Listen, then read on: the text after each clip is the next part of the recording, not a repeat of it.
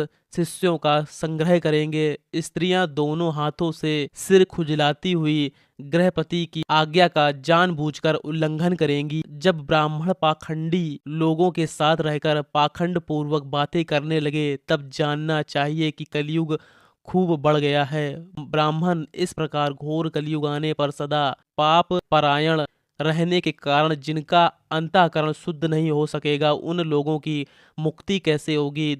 धर्मात्माओं में श्रेष्ठ सर्वज्ञ सूत जी, देवादिदेव देवेश्वर जगत गुरु भगवान श्री रामचंद्र जी जिस प्रकार संतुष्ट हो, वह उपाय हमें बताइए।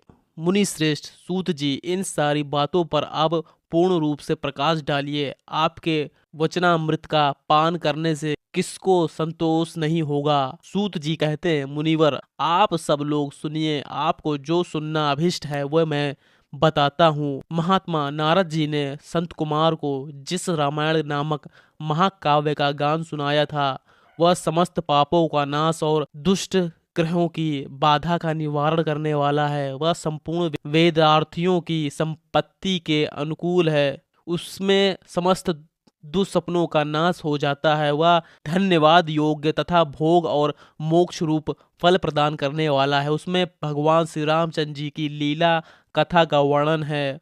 वह काव्य अपने पाठक और श्रोताओं के लिए समस्त कल्याणमयी सिद्धियों को देने वाला है। धर्म अर्थ काम और मोक्ष इन चारों पुरुषार्थों का साधक है, महान फल देने वाला है। ये अपूर्ण काव्य पूर्ण फल प्रदान करने की शक्ति रखता है।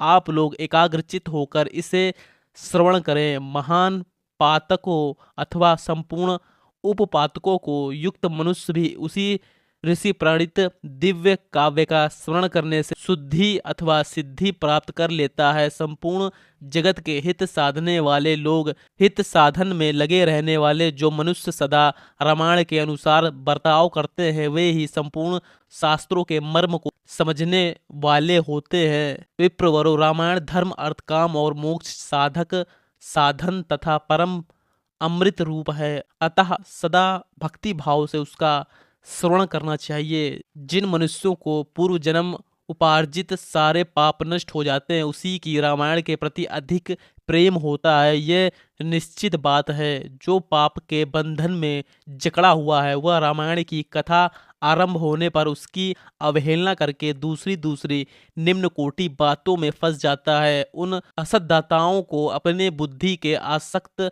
होने के कारण वह तदनुरूप ही बर्ताव करने लगता है।